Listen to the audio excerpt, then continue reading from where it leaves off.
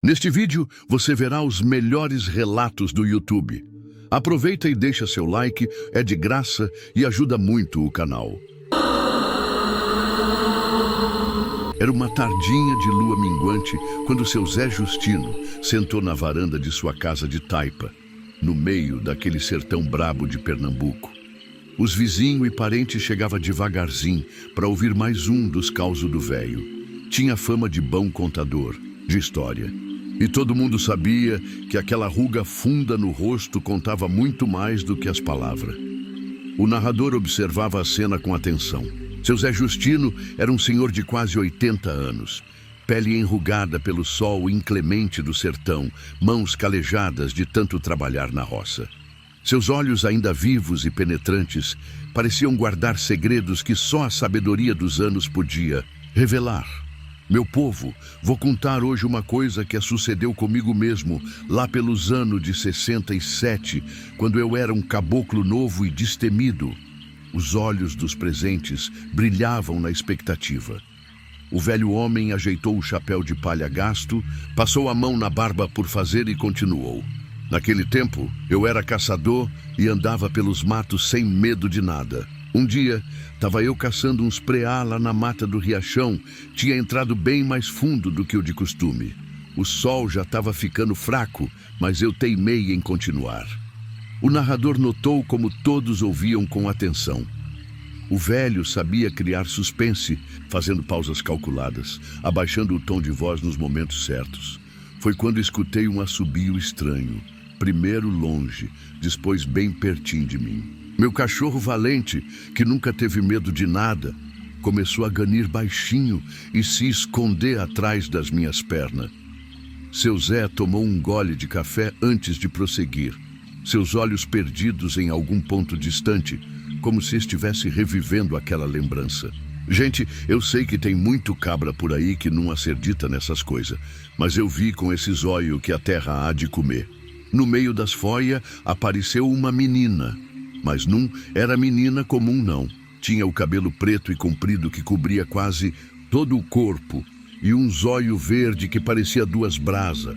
O velho levantou-se como se precisasse mostrar com o corpo a intensidade do que sentia. O narrador podia ver o tremor leve em suas mãos quando ele gesticulava. Era ela, a comadre Fulozinha, dona da mata. Eu suava frio e minhas pernas estavam mais mole que manteiga no calor. Ela ficou me olhando e perguntou com uma voz que parecia vento batendo nas folhas secas: "Você troque meu agrado?" O silêncio era absoluto. Na varanda, até as crianças normalmente irrequietas estavam imóveis. Eu nunca fui home de andar sem nada para os donos da mata. Na minha algibera sempre tinha fumo e papa de aveia, que minha finada mãe ensinou desde pequeno. Peguei com a mão tremendo e ofereci para ela. Seu Zé fez uma pausa dramática, passando a mão pela testa como se ainda sentisse o suor daquele momento. Foi aí que ela sorriu. Não era um sorriso bonito, não. Era um sorriso que gelava até as tripas da gente. Ela pegou o agrado e foi sumindo entre as árvores. Mas antes de desaparecer, ela me disse: "Seu Zé, você está perdoado por hoje, mas não se esquece que essa mata tem dona. Na próxima vez que entrar sem permissão, eu não vou ser tão boazinha." Os ouvintes estavam arrepiados. Uma criança se agarrou à saia da mãe, enquanto os adultos se benziam discretamente.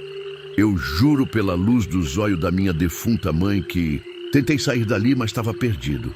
Rodei e sempre voltava para o mesmo lugar. Foi quando as árvores começou a se mexer, mesmo sem vento, e um montoeiro de cipó de urtiga começou a se mover como se tivesse vida. O narrador observava a técnica do velho contador, que fazia questão de dar vida à história, com gestos e expressões, modulando a voz conforme a intensidade dos acontecimentos. Pensei que ia morrer ali mesmo, mas foi então que escutei de novo o assobio e um caminho se abriu entre o mato fechado. Segui ele com o coração na mão e a oração na boca e dei de cara com a saída da mata, bem na beira da estrada. Ali mesmo eu prometi que nunca mais ia entrar na mata sem pedir licença. Seu Zé voltou a sentar-se lentamente, como se o peso daquela lembrança ainda o afetasse fisicamente. Quando cheguei em casa, estava com meu cabelo todo enrolado com nó, que ninguém conseguia desmanchar. Na semana seguinte, levei mais agrado para ela e deixei na entrada da mata. No outro dia, os nó tinham sumido. O velho olhou para o horizonte, onde o sol já começava a se esconder, e concluiu: de lá para cá, nunca mais tive problema com a comadre. Todo mês deixo fumo e mel na porteira do sítio. Tem gente que diz que é tolice de velho, mas eu sei o que vi. A comadre Fulozinha tá por aí, nas matas que ainda resta. E ela não gosta dos homens que destrói a natureza ou que entra em seus domínios sem respeito. O narrador percebeu como a história tinha afetado a todos. Alguns jovens disfarçavam o medo com risadinhas nervosas, mas os mais velhos balançavam a cabeça em concordância silenciosa. Por isso, meu povo, quando for entrar na mata, leve sempre um agrado e peça licença. A mata tem dona e ela está sempre vigilante. Quando a noite caiu completamente sobre o sertão, as pessoas foram se despedindo, levando consigo aquela história que misturava respeito à natureza, medo do desconhecido e a sabedoria ancestral que passava de geração em geração através dos causos contados nas varandas das casas do interior nordestino. O narrador sabia que, naquela noite, muitos olhariam com mais respeito para as matas que circundavam o povoado e talvez alguns até deixassem um pouco de fumo ou mel na entrada das capoeiras, só para garantir. Na semana seguinte, conforme o costume daquele lugarejo, os vizinhos voltaram a se reunir na varanda de seu Zé Justino para ouvir novos causos. O sol se punha lentamente, pintando o céu com tons alaranjados que se misturavam ao azul quase noturno. As cigarras cantavam alto, anunciando a chegada da noite. O velho homem estava sentado em sua cadeira de balanço, feita de madeira de angico e couro cru de boi, quando um dos jovens, que na semana anterior tinha demonstrado certa descrença, perguntou: seu Zé, o senhor já teve algum outro encontro com essa tal de comadre Fulozinha? Ou foi só aquela vez mesmo? O velho sorriu, seus dentes amarelados pelo fumo de rolo aparecendo sob o bigode grisalho.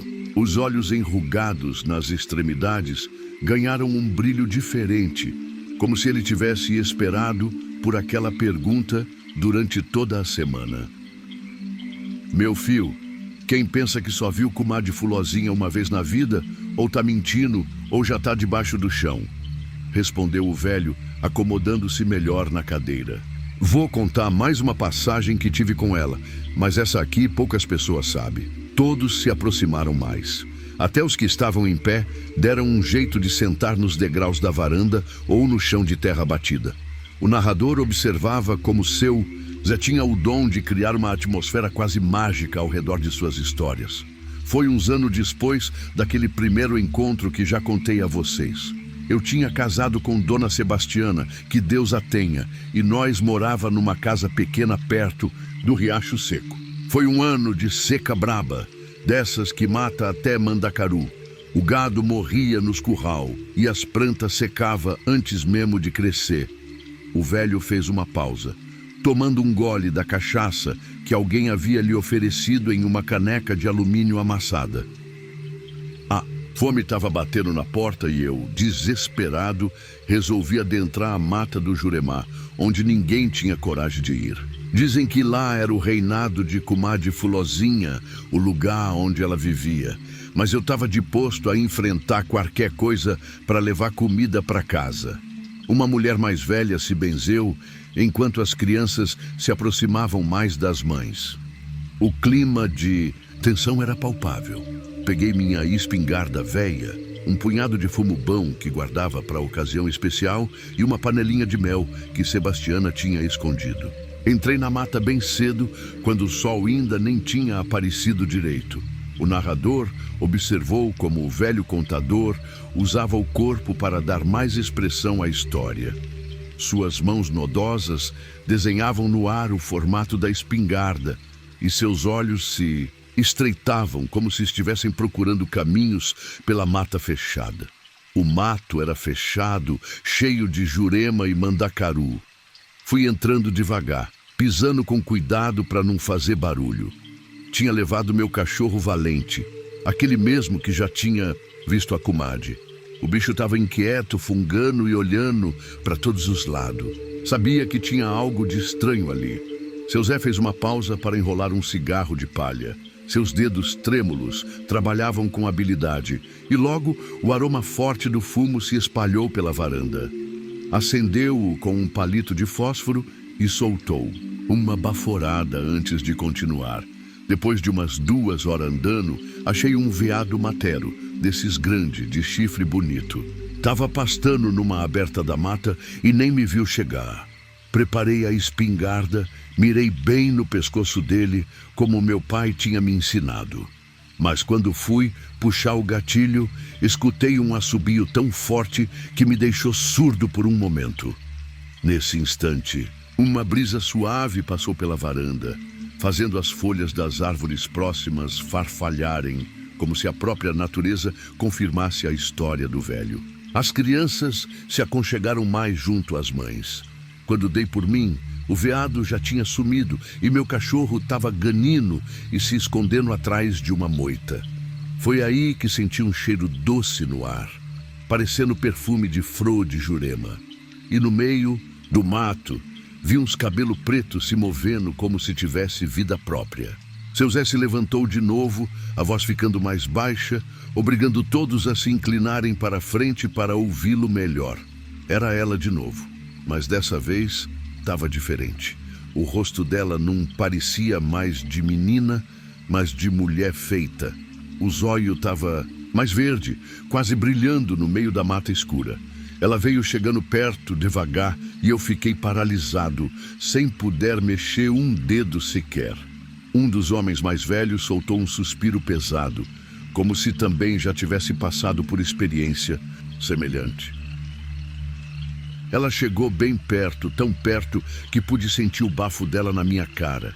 Era gelado como o vento de inverno. Ela falou com uma voz que era como folha seca batendo no chão. Seu Zé Justino, tu não aprendeu ainda que não se pode matar os bichos. Da minha mata sem minha permissão, agora vai pagar pela desobediência. O velho passou a mão pela nuca como se ainda sentisse arrepios daquele encontro. Senti uma dor terrível nas pernas, como se 1000 formigas de fogo tivessem me mordendo. Olhei para baixo e vi que estava cercado de urtiga e tucandira. Aquelas formigas grandona que dá uma mordida que deixa homem adulto chorando que nem menino. Mas o mais estranho é que eu tenho certeza que aquelas plantas e bicho não estavam lá 1 minuto antes. O narrador percebeu que até os mais céticos entre os ouvintes pareciam completamente envolvidos pela história agora. Caí no chão sentindo aquela dor insuportável. E a comadre Fulozinha ria de um jeito que gelava a alma. Foi quando lembrei dos presentes que tinha levado. Com muito custo, arranquei o fumo e o mel da algibera e ofereci para ela, pedindo perdão por entrar em suas terras sem a devida licença. Um dos ouvintes mais velhos balançou a cabeça em aprovação, como quem reconhece a atitude correta diante de uma entidade da mata. Ela parou de rir na hora e ficou me olhando com aquele zóio verde. Pegou o fumo e cheirou, depois mergulhou o dedo no mel e provou. Foi aí que ela disse uma coisa que nunca esqueci. Seu Zé, tu é homem bom, mas esquecido. Vou te dar mais. Uma chance, mas lembre-se, a mata tem dono. E eu sei tudo o que acontece aqui dentro. Seu Zé fez um sinal da cruz no peito antes de continuar. De repente, as urtigas e as formigas sumiram. A dor foi passando aos poucos e eu fiquei ali trêmulo, vendo ela se afastar. Mas antes de desaparecer no meio do mato fechado, ela se virou e disse: se tá passando fome, vá até o olho d'água seco, debaixo da gameleira grande. Lá tem o que tu precisa, mas só leve o que puder carregar nas mãos. O velho voltou a se sentar, tomando mais um gole da cachaça para umedecer a garganta ressecada. Ainda tremendo, fui até o tal olho d'água que ela falou. Era um lugar que Todo mundo sabia que estava seco há mais de 10 anos. Mas quando cheguei lá, o que vi me deixou de boca aberta. A água estava brótano da terra, limpa e fresca, e em volta tinha pé de macaxeira, batata doce e inhame, tudo carregadinho. Algumas pessoas na varanda trocaram olhares de espanto. O narrador percebeu que alguns mais jovens pareciam incrédulos, mas não ousavam interromper. Só peguei o que cabia nas minhas mãos, como ela tinha dito. Foi comida para quase um mês. E sempre que volto lá, deixo um pouco de fumo, mel ou papa de aveia como agradecimento. Nunca mais passei fome, mesmo nos tempos mais secos. Um silêncio respeitoso tomou conta da varanda. O velho Zé aspirou mais uma vez o fumo de seu cigarro e olhou para o horizonte, onde a noite já havia se instalado completamente. Tem gente que diz que comadre Fulozinha é do mal, que gosta de judiar de quem entra na mata. Mas eu aprendi que ela é como a própria natureza. Só castiga quem não respeita. O narrador notou como alguns dos presentes assentiam com a cabeça, concordando, silenciosamente com a sabedoria do velho. Depois desse dia, teve muitas outras vezes que senti ela por perto. Às vezes, só um assobio distante, outras um cheiro de flor no ar, ou umas tranças no rabo do cavalo que ninguém consegue desfazer. É o jeito dela de dizer, tô aqui, olhando tudo. Uma das mulheres mais velhas então perguntou, seu Zé, e é verdade que ela leva a criança desobediente para dentro da mata? O velho sorriu, balançando levemente a cabeça antes de responder. Olhe, Dona Maria, sobre isso tenho uma outra história para contar. Foi lá pelos anos de 70, quando meu filho Tonho era pequeno. Um menino levado como ele só. Vivia dizendo que não tinha medo de nada e nem de ninguém. Muito menos de história de velho, como ele chamava os causos que eu contava. O narrador observou como o semblante do velho mudou sutilmente ao falar do filho. Uma mistura de orgulho e preocupação, antiga que só os pais conhecem. Um dia, Tonho resolveu provar sua coragem. Pegou a faca que eu usava para tirar mel e saiu escondido de casa, dizendo para os outros meninos que ia adentrar a mata do Juremar para cortar um galho da gameleira grande, aquela mesma que já falei antes, que fica perto do olho d'água. Todo mundo sabia que aquela árvore era sagrada, que pertencia à comadre Fulozinha. Seu Zé inspirou fundo antes de continuar, como se aquela lembrança ainda fosse dolorosa. Quando dei por falta do menino, já era tarde. Saí correndo pela mata, chamando por ele. Meu coração estava apertado, sabendo que coisa ruim tinha acontecido. Foi quando escutei um grito de menino lá para os lados da gameleira. O silêncio na varanda era tão denso que se poderia ouvir a respiração de cada um dos presentes. Corri tanto que meu pulmão parecia que ia explodir. Quando cheguei lá, vi meu filho Tonho paralisado, olhando para cima. A faca tinha caído no chão e ele estava pálido que nem defunto. Segui o olhar dele e vi, nos galhos mais altos da árvore, duas luzes verdes que parecia dois olhos nos encarando. Um arrepio percorreu a espinha de todos que ouviam. O narrador observou como alguns se benziam discretamente. Tonho estava tremendo da cabeça aos pés. Quando cheguei perto, ele só conseguiu falar. Pai, ela disse que ia me levar com ela, que ia me ensinar a respeitar a mata. Peguei meu filho no colo, mesmo ele já sendo grandinho, e comecei a rezar em voz alta, pedindo proteção e perdão pela ousadia do menino. O velho Zé fez uma pausa, olhando sério para as crianças que estavam na varanda. Foi aí que escutei aquele assobio característico e uma voz que parecia vir de todo lado e de lugar nenhum ao mesmo tempo.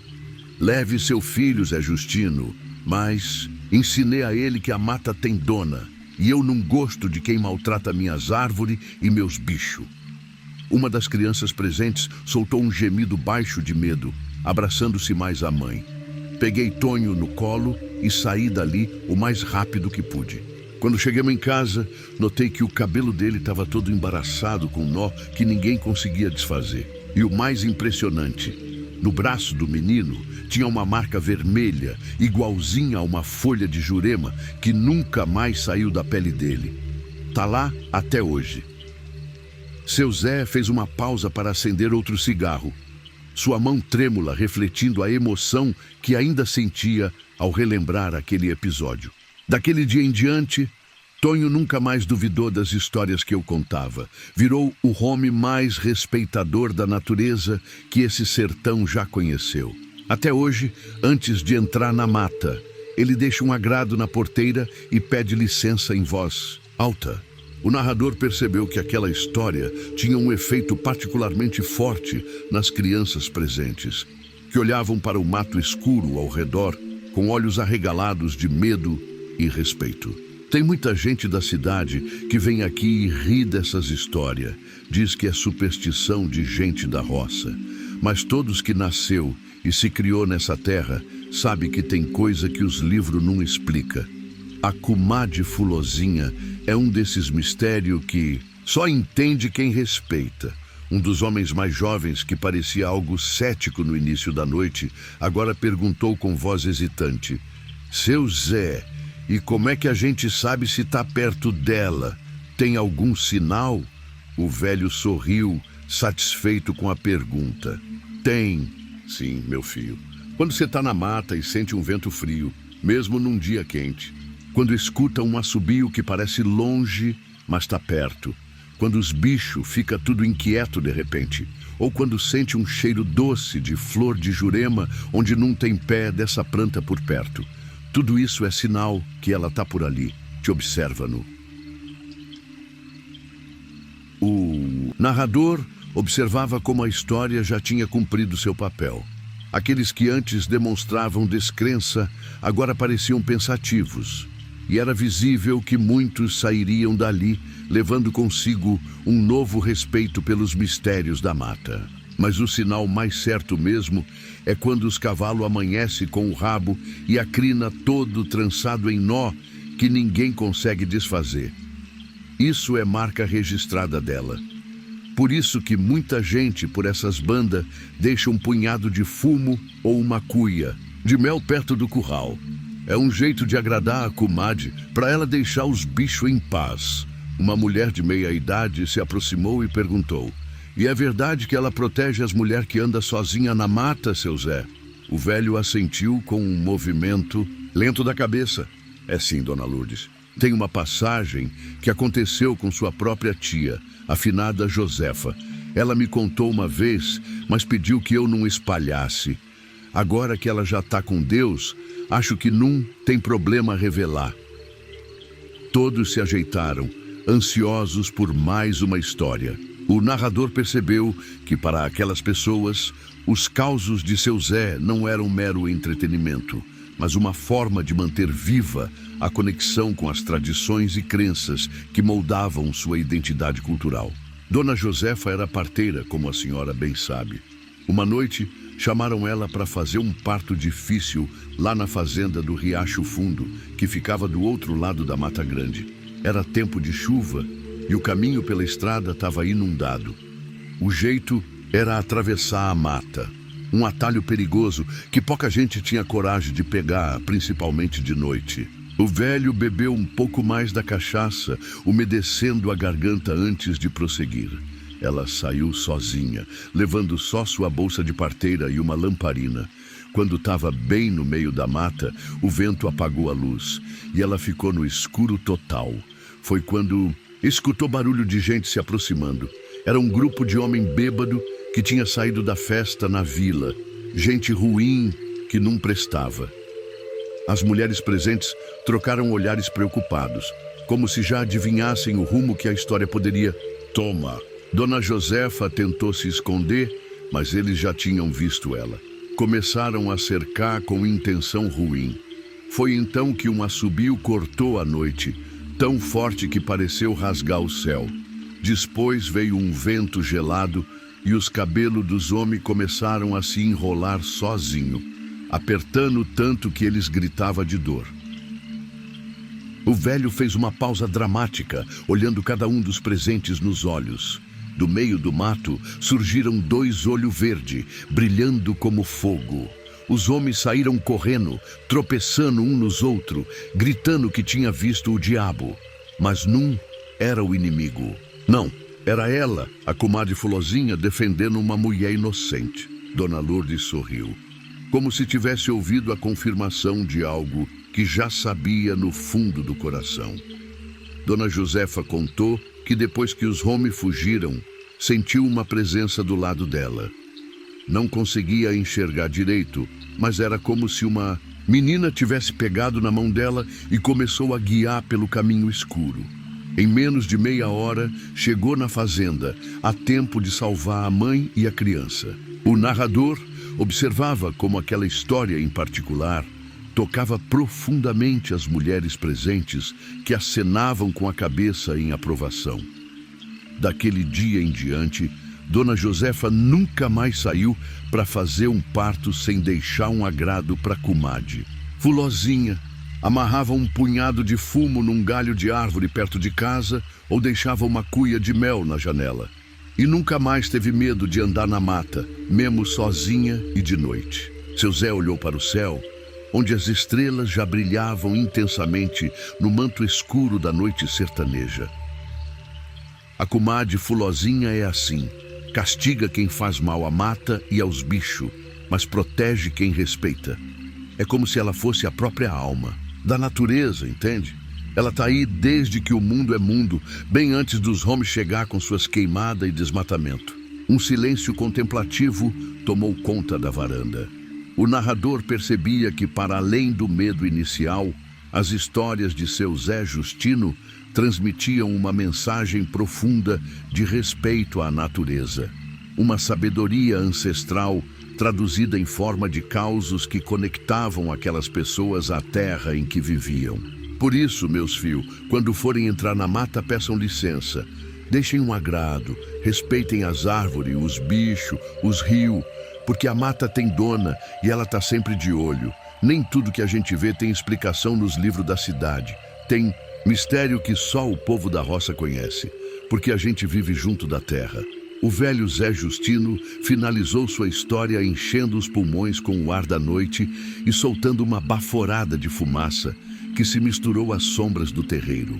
O narrador observou como suas palavras tinham o poder de transformar aquela simples reunião em uma experiência quase sagrada, um ritual de transmissão de conhecimentos que atravessava gerações.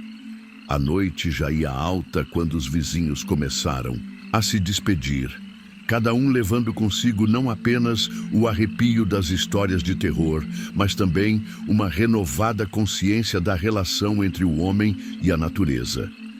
O narrador sabia que naquela noite muitas crianças dormiriam com um olho aberto, atentas a qualquer assobio distante ou cheiro de flor no ar. E que muitos adultos, mesmo os mais céticos, pensariam 2 vezes antes de entrar na mata sem pedir licença ou deixar um agrado para a protetora das florestas. Porque no sertão, entre o mundano e o místico, entre o real e o fantástico, histórias como as de seu Zé Justino não eram apenas entretenimento. Eram um modo de vida, uma forma de sabedoria que garantia a sobrevivência e a harmonia naquele ambiente severo, mas generoso, onde a comadre Fulozinha continuava a reinar, silenciosa e vigilante, protegendo a mata e seus segredos dos que não sabiam respeitar. E assim, enquanto as luzes das casas se apagavam uma a uma no pequeno povoado, o vento suave que balançava as folhas das árvores soava quase como um assobio distante. Um lembrete gentil, mas firme, de que a mata tem dona e ela está sempre olhando. O sol morria por trás da serra quando seu Geraldo pequeno se ajeitou na cadeira de balanço no terreiro da casa velha. O corpo magro tremia, não de frio, mas de lembrança. Os vizinhos e parentes já se amontoavam ao redor, calado, sentindo que hoje o caos ia ser diferente. Vou contar uma coisa que nunca falei para ninguém, começou seu Geraldo, a voz baixa forçando todos a se inclinar para frente. Um trem que aconteceu comigo faz 22 anos e que mudou minha vida para sempre. As crianças pararam de cochichar. O silêncio ficou tão pesado que dava para ouvir as baratas correndo por debaixo do assoalho. Naquele tempo eu era caçador. Não por esporte ou diversão, mas por necessidade mesmo. Tinha 5 bocas para alimentar e a seca tinha matado quase toda a minha criação. Seu Geraldo passou a mão pelo rosto enrugado. O zóio fundo brilhava, esquisito na luz fraca do candeeiro. Tinha entrado numa parte da mata que o povo chamava de Grota do Defunto. Um lugar fechado que ninguém gostava de ir, onde o sol quase num entrava por causa das árvores grandes. Desde menino, escutava a história de gente que entrava ali e num voltava. Mas a fome fala mais alto que o medo. Uma coruja piou longe e as crianças se encolheram junto das mães. Já era tarde quando achei rastro de porco do mato. Animal grande ia dar carne para a semana toda. Segui o rastro até um lugar mais fechado ainda, onde o ar era pesado e tinha um fedor estranho. Mistura de carniça com fruta podre. Seu Geraldo respirou fundo, como se buscasse forças para continuar. Foi quando vi uma coisa no chão que me deixou de cabelo em pé. Uma pegada, redonda como fundo de garrafa, mas grande, do tamanho de um prato de comer. E aquela pegada não afundava no chão como pegada normal. Era como se fosse feita de fora para dentro, entende? Como se alguma coisa tivesse sugado a terra para formar ela. Uma mulher se benzeu, murmurando uma oração. Na mata ali perto, um galho quebrou fazendo todo mundo virar para olhar. Larguei o rastro do porco e resolvi voltar. O sol já estava se pondo e eu sabia que noite na Grota do Defunto era coisa que gente esperta evitava. Mas quando dei meia volta, vi mais daquelas pegadas. Elas não estavam ali antes, tenho certeza. Era como se o chão tivesse brotando elas. O velho parou, tomou um gole de cachaça que alguém lhe ofereceu. Suas mãos tremiam tanto que derramou um pouco no queixo. Comecei a andar mais rápido, mas as pegadas apareciam na minha frente mais rápido ainda. Logo estava correndo, com o coração querendo sair pela boca. O suor escorria gelado pelas costas. Foi quando escutei aquele som. Seu Geraldo fechou os olhos, como se ainda pudesse ouvir. Um som de porrete batendo em tronco oco. Tum, tum, tum. Mas não era igual batida normal. O som não vinha de um lugar só. Vinha de todo lado ao mesmo tempo. Ora longe, ora perto. Como se tivesse muita gente escondida. No mato batendo junto. As crianças já estavam abraçadas às mães, os olhos arregalados de pavor. De repente o som parou e tudo ficou num silêncio que doía nos ouvidos. Nem grilo, nem passarinho, nem vento nas folhas. Nada. Foi quando senti uma presença atrás de mim. Uma respiração pesada, um cheiro insuportável de podridão. Senti o pelo da minha nuca se arrepiar todo. Seu Geraldo passou a mão pela nuca, como se ainda sentisse aquilo. Não me pergunte de onde tirei coragem, mas me virei devagar. E juro por Deus e todos os santos, o que vi ali vai me perseguir até o dia da minha morte. O velho se inclinou para frente, baixando mais a voz, forçando todos a se aproximar. Era uma criatura alta, uns 2,5 metros, de corpo magro, todo coberto de pelo preto embaraçado, que parecia musgo podre. Os braços compridos chegavam quase no chão, terminando em mão com dedo, que mais parecia galho seco. Mas o pior era a cara. Seu Geraldo engoliu em seco, não tinha cara. Era só uma massa escura, com 2 buracos fundos, onde devia ter os olhos, brilhando vermelho igual brasa.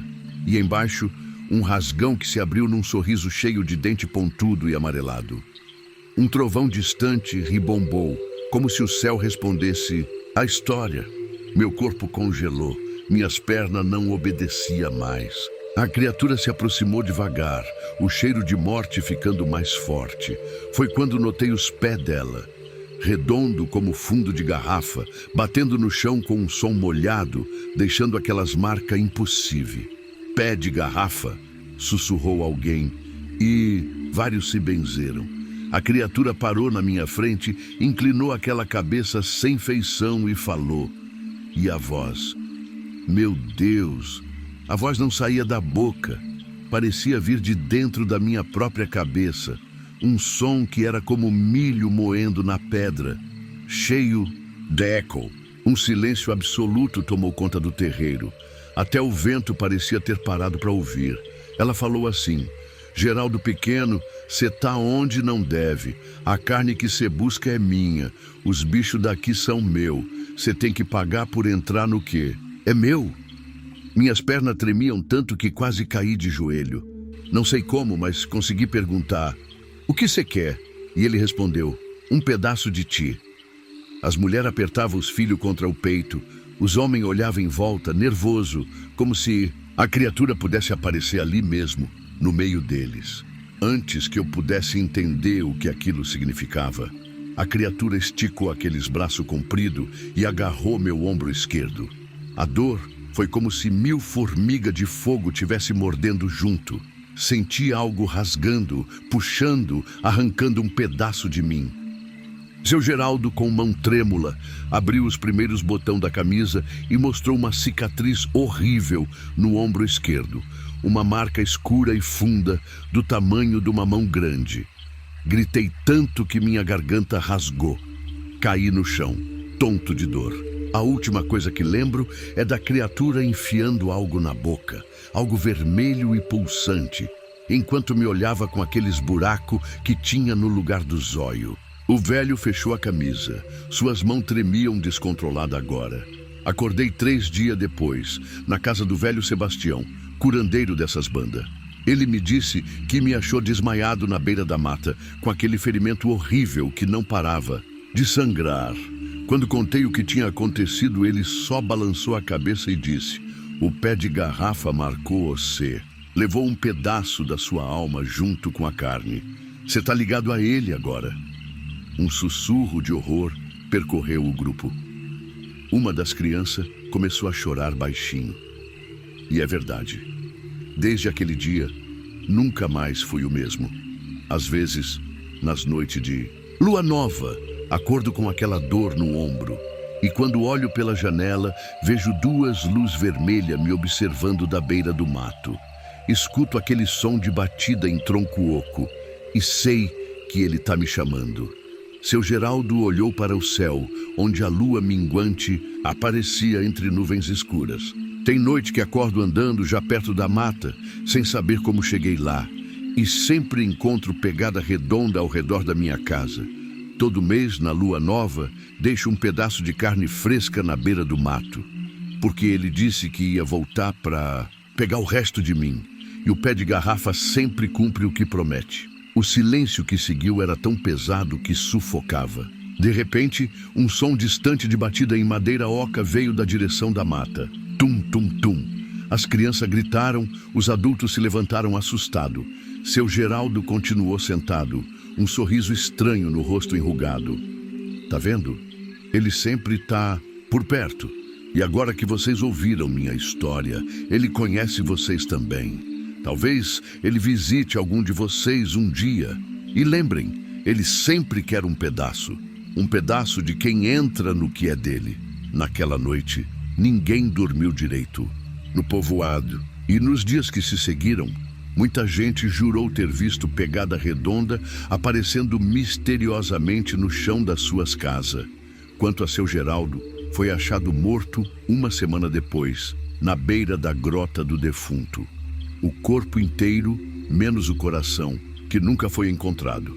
Mas aqueles que foram buscar o corpo juraram que viram por um instante uma criatura alta se afastando entre as árvores, carregando algo vermelho e pulsante nas mãos que mais parecia um galho seco. E até hoje, quem passa perto da grota do defunto à noite pode ouvir aquele som, tum, tum, tum, o chamado do pé de garrafa, procurando seu próximo pedaço.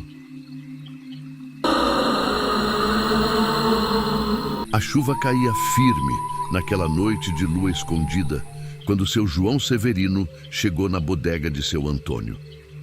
O velho caquético de quase 80 janeiro sacudia o chapéu de couro encharcado e aspergindo gota d'água para todo lado. Seu zóio, fundo, marcado pelo tanto que já tinha visto nessa vida, refletia a luz amarelada do candeeiro que pendia do teto.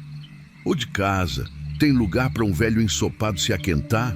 perguntou ele, arrastando as pernas tortas pelo assoalho de madeira que rangia a cada passo.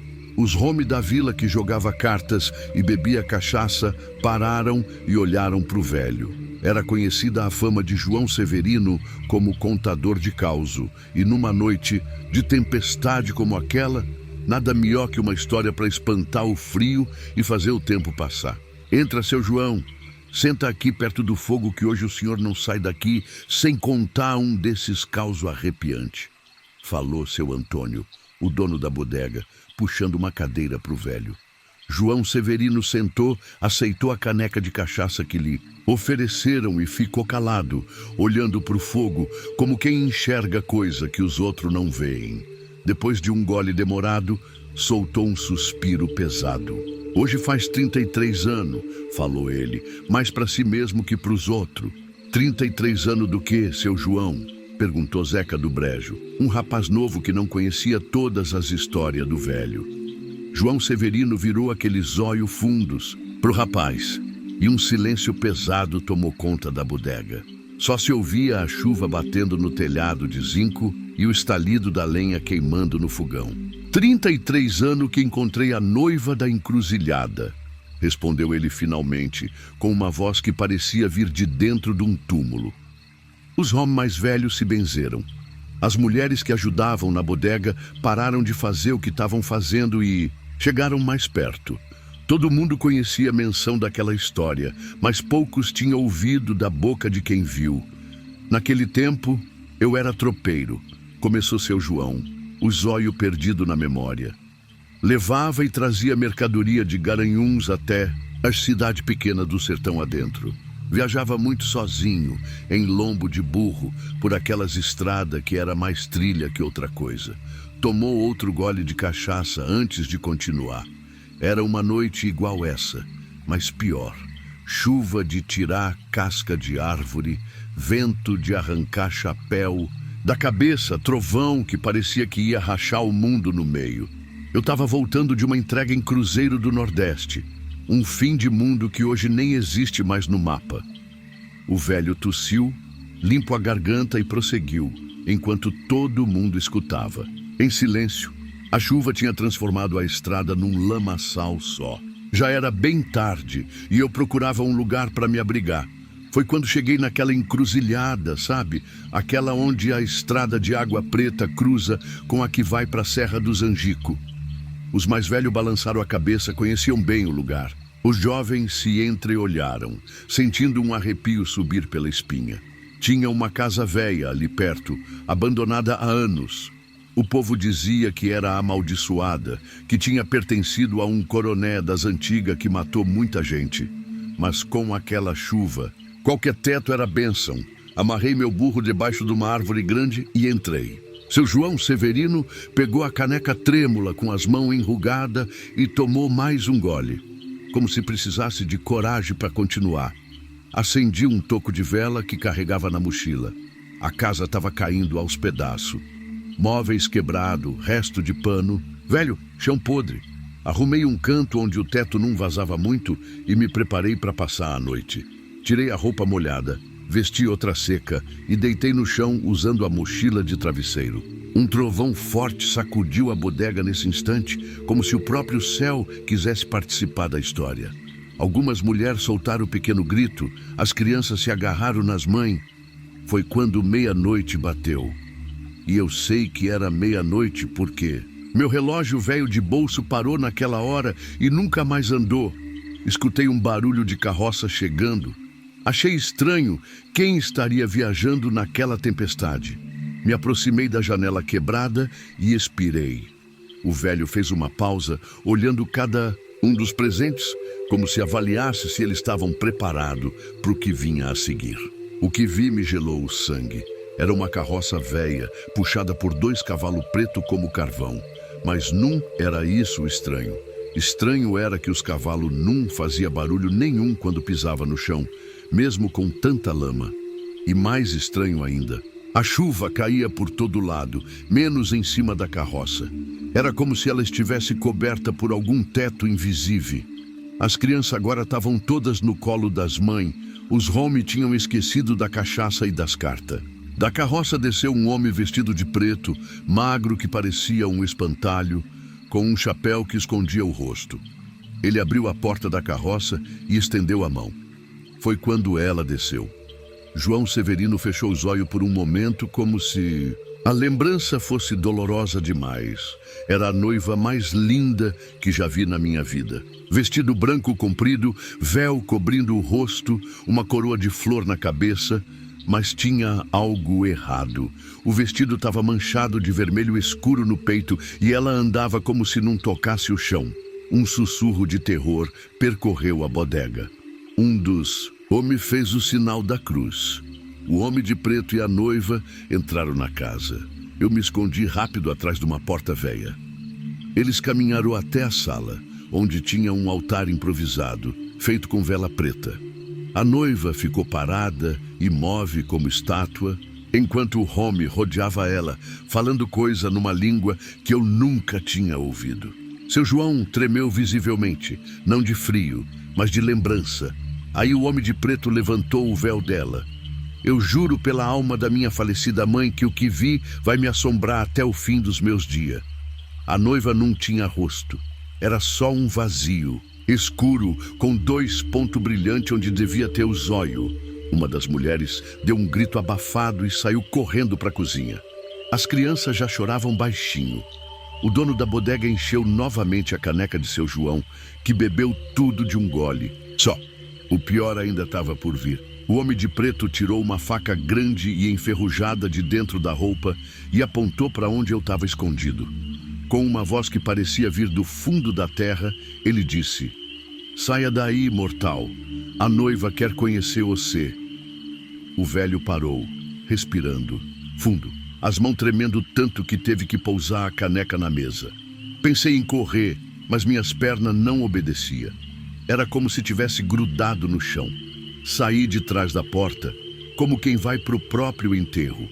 A noiva virou aquela coisa sem rosto na minha direção. E então, mesmo ela não tendo boca, escutei a voz dela dentro da minha cabeça. "O que ela disse, seu João?" perguntou alguém num fio de voz. Ela disse: "Todo ano, na noite em que fui assassinada, preciso de um noivo vivo para ocupar o lugar do homem que me matou. Esse ano, você foi o escolhido." Um silêncio sepulcral tomou conta da bodega. Até a chuva parecia ter diminuído para não interferir na história. Ela começou a vir na minha direção, flutuando uns 2 dedos acima do chão, o vestido manchado de sangue arrastando na madeira podre. O homem de preto ria, um riso que parecia de 1000 corvos grasnando junto. Ela estendeu os braços, mão branca como osso lavado, dedo comprido com unha afiada. Ia me tocar. Seu João Severino levou a mão tremendo ao peito, onde um terço velho pendia. Foi quando lembrei do terço que minha mãe tinha me dado. Agarrei ele e joguei na frente dela, gritando todas as orações que conhecia. A noiva soltou um grito que não parecia desse mundo. Um som agudo que fez a janela, que ainda tinha vidro, estourar em pedaço. O velho mostrou uma cicatriz funda que ia da testa até a bochecha. Um dos vidros me cortou, mas nem senti na hora. A noiva recuou, o homem de preto desapareceu como fumaça e a casa toda começou a tremer como se fosse vir abaixo. Corri para fora, nem lembrei das minhas coisas. Montei no burro, que estava quase louco de tanto medo, e saí desembestado pela estrada, sem olhar para trás. Seu João Severino terminou a cachaça e colocou a caneca na mesa com um baque surdo. Quando amanheceu o dia e parei numa venda para descansar, o dono me olhou espantado. Disse que eu parecia ter envelhecido 10 anos numa noite. O corte no rosto sangrava, mas não era só sangue que saía. Era uma gosma preta, que o curandeiro depois disse que era a marca de quem foi tocado por alma penada. O velho apontou para o cabelo completamente branco. Antes daquela noite, meu cabelo era preto como asa de graúna. Amanheceu assim, branco, e nunca mais mudou. O pior nem é isso. Ele arregaçou a manga da camisa, mostrando uma marca de mão pequena, como se tivesse sido queimada com ferro em brasa no seu braço. Ela conseguiu me tocar antes de eu fugir. E todo ano, na mesma noite, a marca esquenta como se estivesse pegando fogo. E eu escuto a voz dela chamando: meu noivo, voltou a hora da nossa união. Um trovão fortíssimo sacudiu a bodega inteira nesse momento, fazendo todos pularem de susto. As luzes do candeeiro tremeram e quase apagaram. É por isso que sempre procuro companhia nessa noite, porque ela ainda me procura. Ainda quer terminar o que começou 33 anos atrás. Seu João olhou para o relógio na parede da bodega, que marcava quase meia-noite. E sabem o que é mais assustador? Aquela encruzilhada onde tudo aconteceu é essa mesma aqui fora, onde hoje tem essa bodega. Um silêncio mortal caiu sobre todos. O dono da bodega engoliu em seco. Como assim, seu João? Essa bodega está aqui há mais de 20 anos. O velho sorriu, um sorriso triste e cansado. Sim, construíram em cima das ruínas daquela casa. Ninguém quis me ouvir quando avisei que o lugar era amaldiçoado. Nesse momento, o relógio bateu meia-noite. As luzes dos candeeiros apagaram completamente, deixando todos no escuro. Quando alguém conseguiu acender um fósforo, perceberam que seu João Severino não estava mais lá. A cadeira vazia, a caneca de cachaça, ainda com um resto no fundo. Lá fora, a chuva tinha parado completamente, embora ninguém tivesse percebido. Um dos homens foi até a porta e olhou para fora. Voltou pálido como cera. Tem uma carroça lá fora, disse ele com a voz falhando. Uma carroça preta com 2 cavalos, e tem uma moça de vestido branco descendo dela agora. O pânico tomou conta da bodega. Mulheres agarraram seus filhos. Homens procuravam suas armas. Todo mundo rezando em voz alta.